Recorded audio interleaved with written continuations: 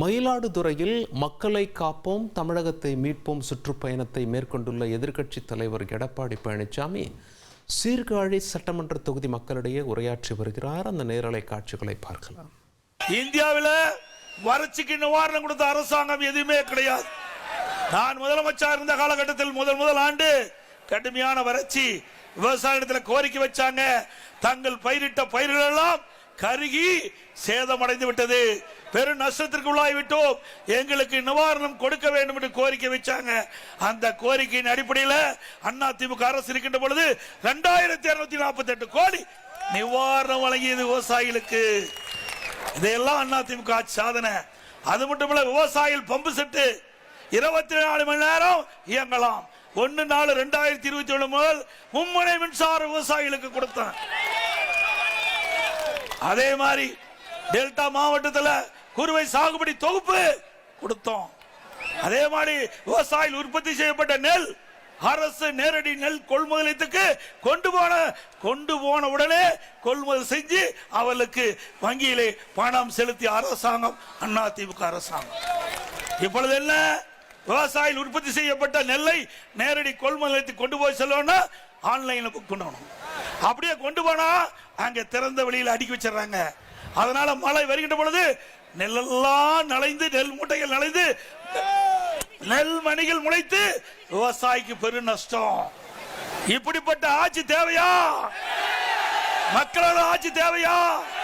விவசாயிகளை பழி வாங்கின்ற அரசு தேவையா? அதே போல விவசாயி தொழிலாளி பசு வீடுகள் கட்டி கொடுத்தோம். விவசாயி தொழிலாளிகளுக்கு கறவை மாடுகள், விலையில்லா ஆடுகள், நான் ஒரு கோழியும் கொடுத்தேன்.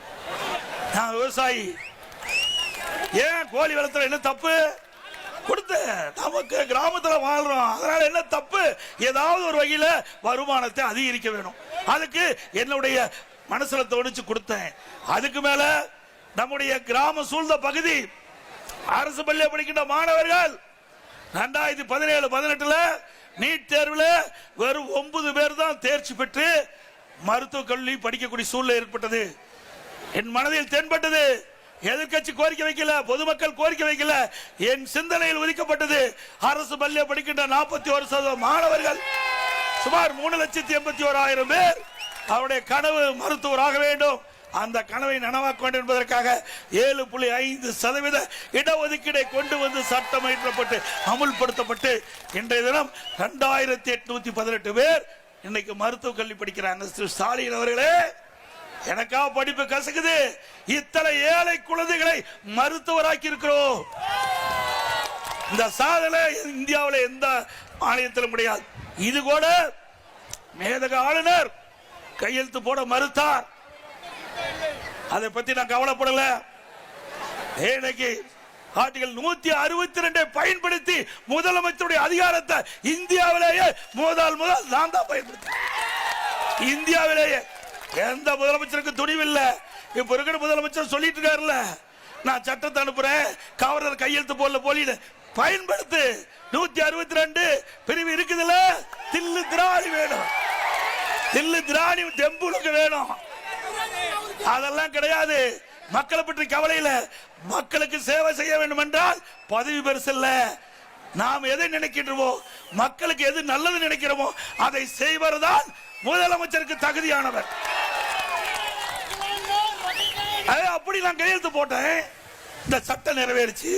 அதுக்கு பிறகு அந்த மருத்துவ கல்வி இடம் கிடைத்த பிறகு சில மாணவர்கள் என்னை வந்து சந்திச்சாங்க.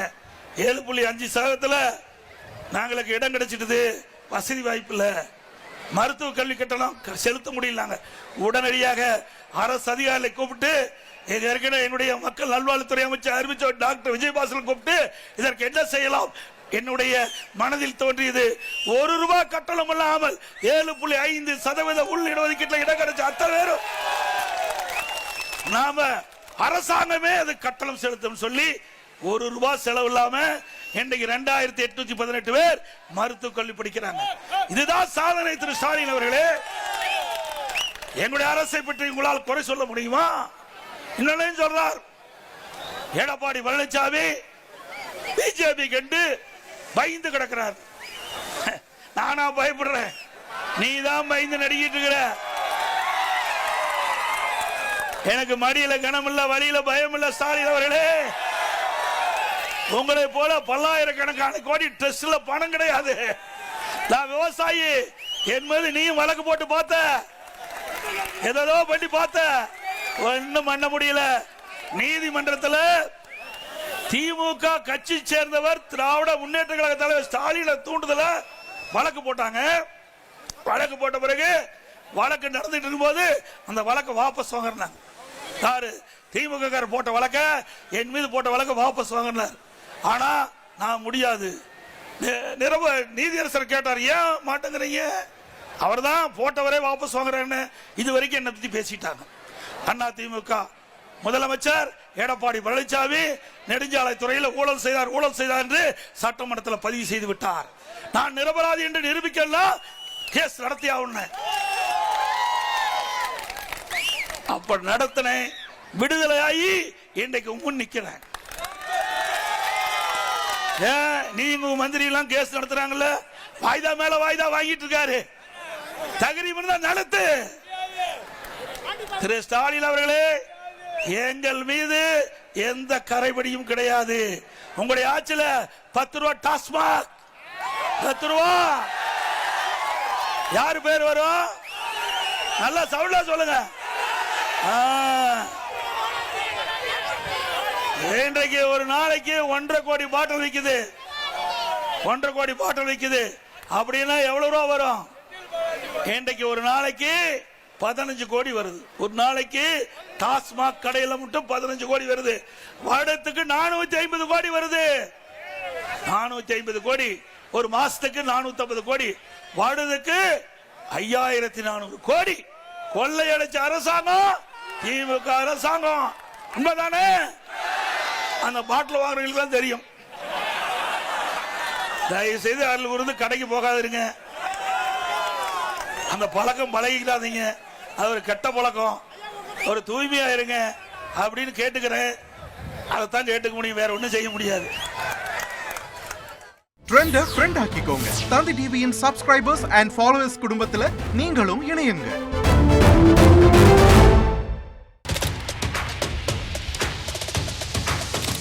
அதிமுக்கிய விவரங்களை அனைவருக்கும் புரிய வைக்கும் பாட்காஸ்ட்.